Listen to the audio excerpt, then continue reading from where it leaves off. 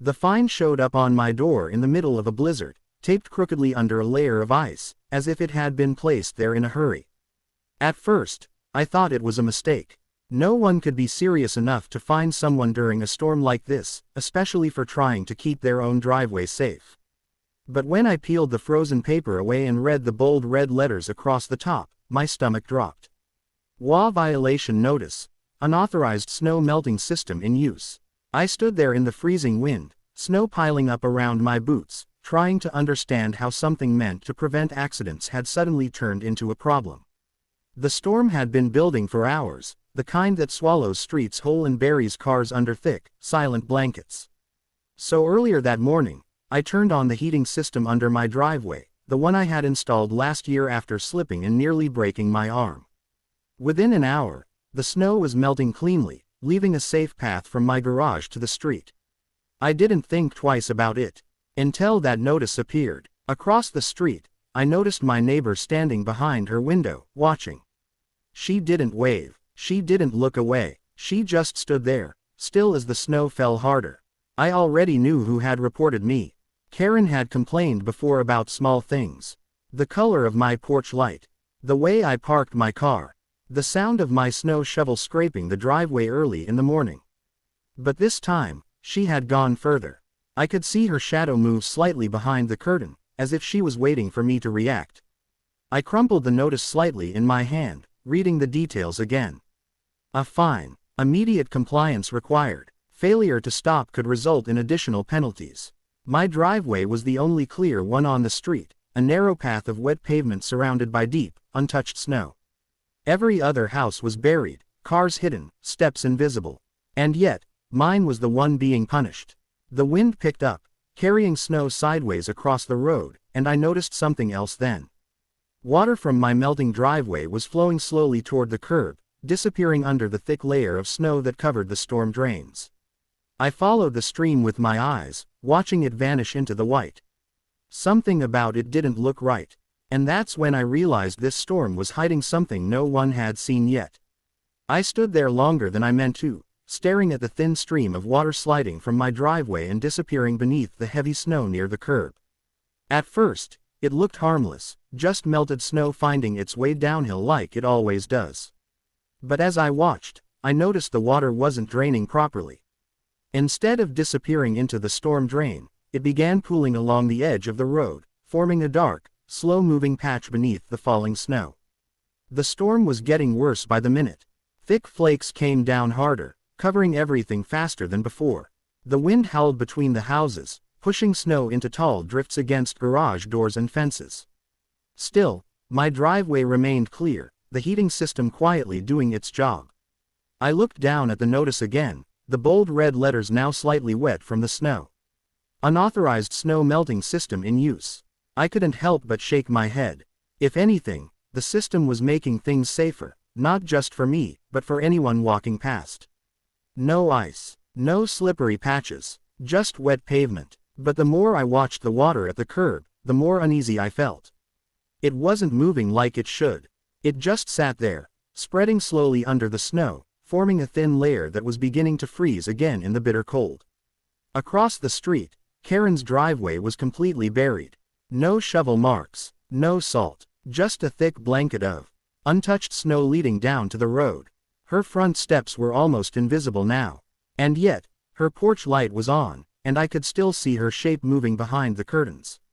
Watching, always watching, I stepped closer to the edge of my driveway, boots crunching softly on the thin layer of fresh snow. The water from the melted snow was flowing right into the area where the storm drain should have been. But I couldn't see the drain at all.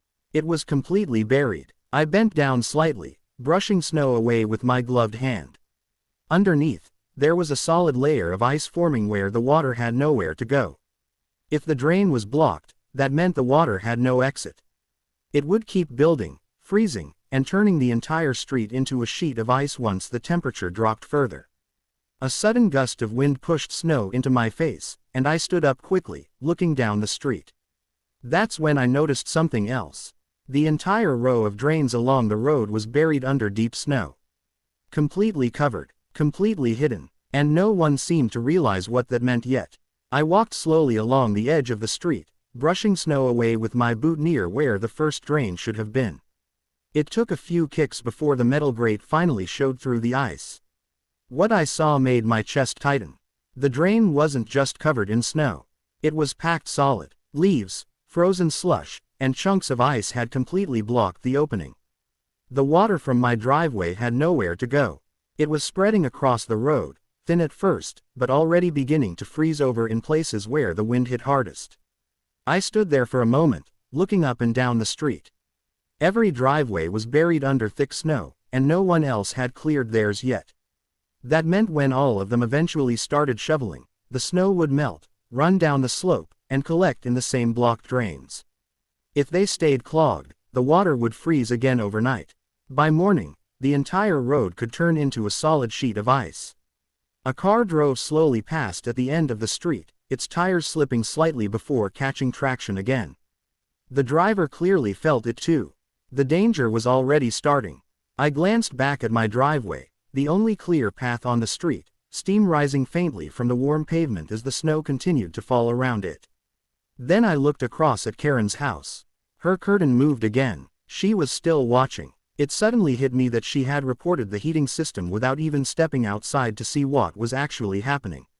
She saw melted snow and assumed it was the problem. But the real issue was right here, hidden under layers of ice and snow. I moved to the next drain and kicked at the snow again. Same result. Completely blocked. The storm had buried everything so quickly that no one had noticed. No one except me, because my melting snow had exposed the warning signs early. The water pooling near the curb was already starting to spread farther down the road, slipping under the snow and freezing in thin, invisible layers. The temperature was dropping fast. I could feel it in the air, that sharp kind of cold that turns wet pavement into ice within minutes. If this kept up, cars wouldn't be able to stop. People wouldn't be able to walk safely. The entire street would become dangerous overnight. I pulled out my phone, debating whether I should call someone about the blocked drains. And that's when I noticed Karen's front door slowly opening. Karen stepped out onto her porch, pulling her coat tightly around herself as the wind pushed snow across her steps. For a moment, she just stood there, looking toward me, her eyes sharp and focused like she had been waiting for the right time to come outside. I could see the folded paper in her hand, another copy of the violation notice. Even from a distance, I knew what she was about to say before she even opened her mouth. She carefully made her way down her buried steps, moving slowly through the deep snow toward the edge of her driveway. Every step sank down, and I noticed how unstable the ground beneath her looked. The snow was hiding patches of ice already forming. When she reached the curb, she raised her voice over the wind. She told me I needed to turn the heating system off immediately. She said the HOA had rules, and those rules were there for a reason. I tried to explain calmly that the melting snow wasn't the problem. I pointed toward the street, toward the growing patches of ice forming near the blocked drains. I told her the water had nowhere to go and that it was starting to freeze across the road. She barely glanced in that direction. Instead, she focused on my driveway, on the clear pavement and the steam rising from it. To her, that was the violation. That was the issue that needed to be stopped. As she took another step forward, her foot slipped slightly, and she grabbed onto the mailbox beside her to steady herself. For a brief second, she looked surprised, as if she hadn't expected the ground to be so slick. I stepped closer and pointed again to the edge of the street where the water had begun forming thin layers of ice. The snow kept falling, covering the dangerous spots almost as fast as they appeared. I told her if the drains stayed blocked, the entire street would freeze solid by morning. That was the real danger. But she shook her head, clearly frustrated, and repeated that the system had to be turned off. Her attention was fixed on the rules, not the situation unfolding right in front of her. Just then, a car turned onto our street, moving slowly, tires crunching through the snow. As it reached the area where the water had spread, the back end slid slightly before the driver corrected it. Karen turned to watch, and for the first time, I saw her expression change. She noticed it. The road was already becoming dangerous. And the storm wasn't even halfway done yet. Karen stood silently for a moment after watching the car struggle to keep control on the icy patch. The wind howled between the houses, carrying more snow across the road and slowly covering the thin layer of ice that had already formed.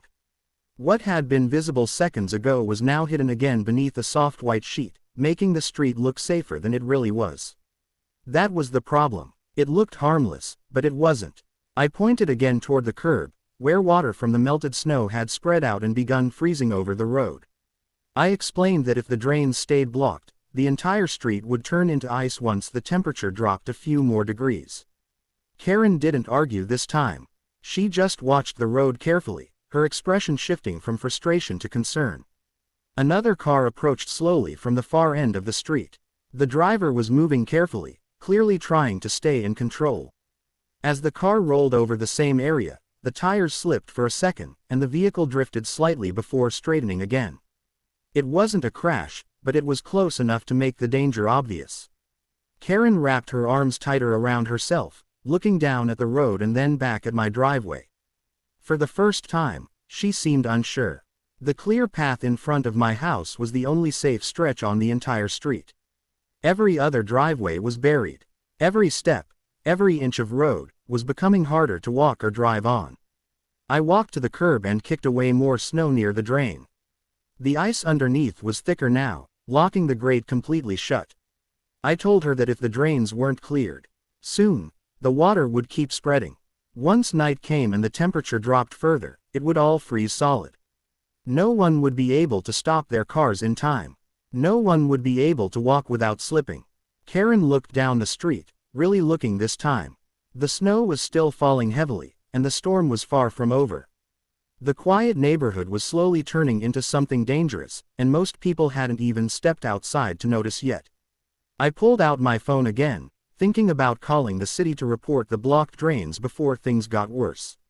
As I scrolled through my contacts, a loud sound suddenly echoed from the end of the street.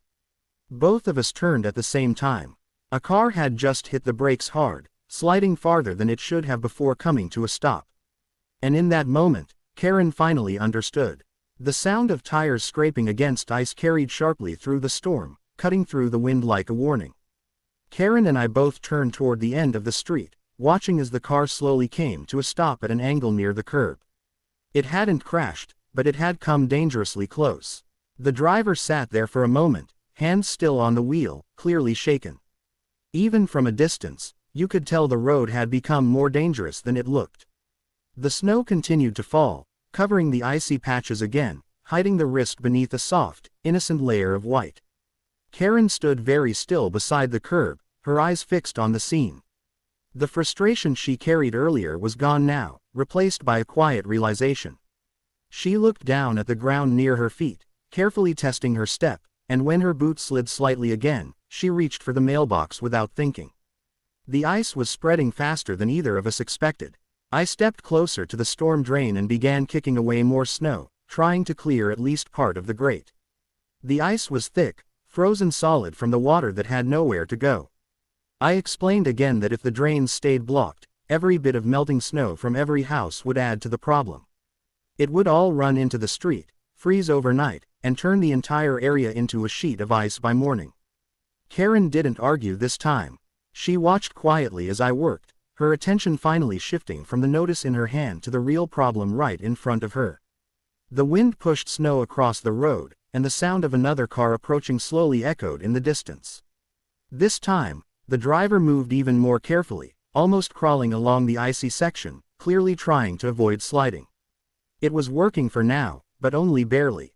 I could feel the temperature dropping. The cold was getting sharper, biting through my gloves as I tried to break the ice around the drain. It wasn't just one spot either. I knew the same thing was happening at every drain along the street, all buried, all blocked, all quietly turning the road into something dangerous. Karen finally spoke, her voice quieter than before. She asked if there was anything she could do to help. I looked at her, surprised. A few minutes ago, she was demanding I shut everything down. Now she was seeing the situation differently. I handed her a spare shovel from the side of my garage. And that's when everything started to change. Karen took the shovel slowly, almost hesitantly, as if she wasn't used to being on this side of the situation. For a brief moment, she just stood there holding it, looking from the drain to the street, then back toward her house. The wind pushed snow across the road in steady waves, covering the icy patches again and again as if trying to hide the problem from anyone who wasn't paying attention. Then, without saying anything else, she stepped closer to the curb and started clearing snow away from the second drain a few feet down. At first, her movements were careful, uncertain. The ground was slick, and every step had to be placed slowly. I returned to the first drain, kicking and scraping at the ice that sealed it shut. The sound of metal against frozen slush echoed faintly under the storm's constant roar. As we worked, a few more neighbors opened their doors. One man from 2 houses down stepped out, pulling his coat tight, clearly curious about what was happening. When he saw us clearing the drains, he grabbed a shovel from his porch and made his way over without being asked. Another neighbor joined a minute later. No one said much. They just understood. The storm had hidden the real danger, and now that it was clear, everyone could see how serious it was becoming. Karen kept shoveling, pushing snow aside, her breathing growing heavier as she worked. The ice under the snow was thicker than it looked. When she finally uncovered the drain completely, we saw the same thing as before. It was packed with frozen leaves and slush. Water was already pooling around it, unable to get through. I knelt down and used the edge of the shovel to chip at the ice, breaking small pieces away. Slowly, a thin stream of water started slipping into the grate. It wasn't much at first, but it was enough to show it was working. Karen noticed it too. For the first time since she stepped outside, she smiled slightly, just for a second. The sound of another car passing by was different this time. The tires rolled more smoothly over the section we had cleared, no sudden sliding, no sharp braking. The road was still dangerous, but it was improving. One cleared drain at a time. Snow continued falling, but now several of us were working together along the street, uncovering each blocked drain one by one. And in that moment, the fine tape to my door suddenly felt a lot less important than what we were doing out there together.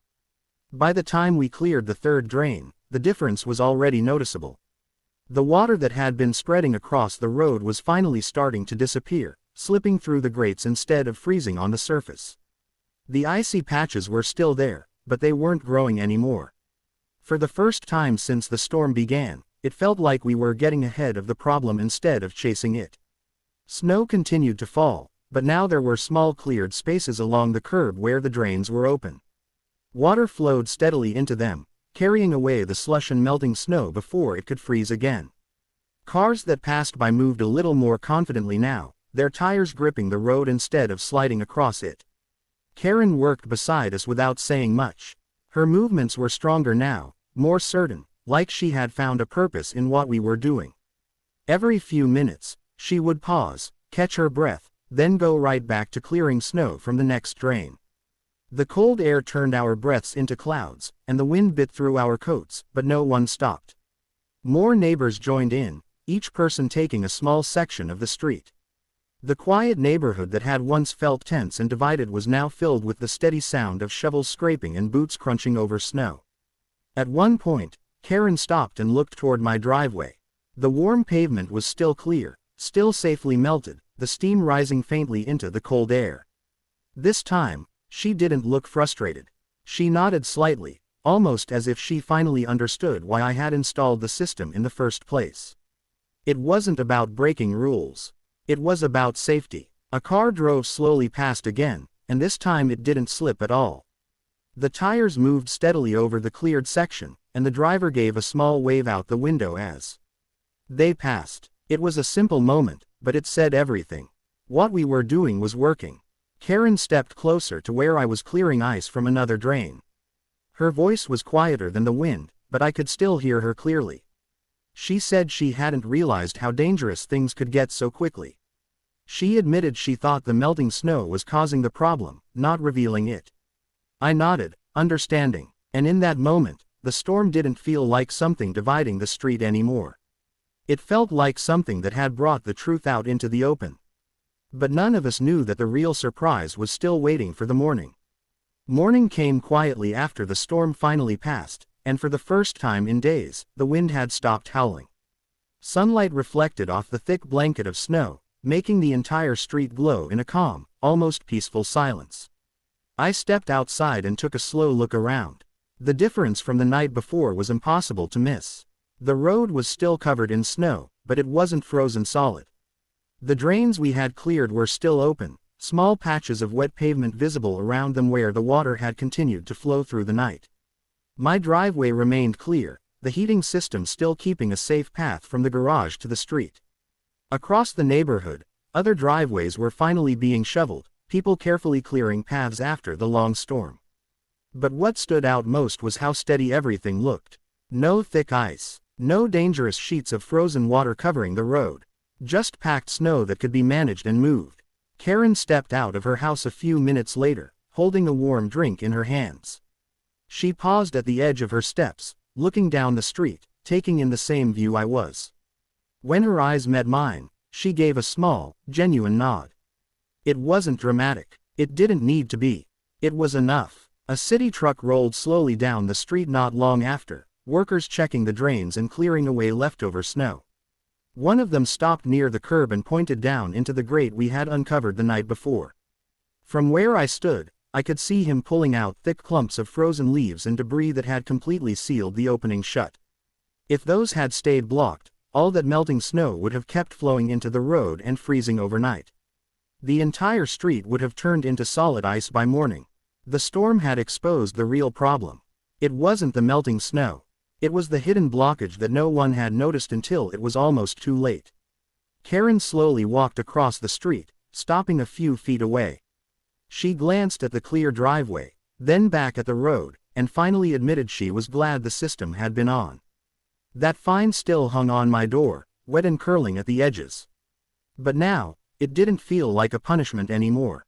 It felt like proof that sometimes the rules don't see the full picture until the storm forces the truth into the open. Welcome to Karen Universe, where we dive into every wild, quirky, and intriguing story out there. The HOA me for melting snow on my driveway while a brutal blizzard was hitting our neighborhood. But when the storm got worse, the truth hidden under the snow started come out. By morning, everyone saw something far worse than my heated walkway. If you enjoyed the, don't forget to subscribe to Karen Universe, share with your friends, and drop your thoughts in the comments.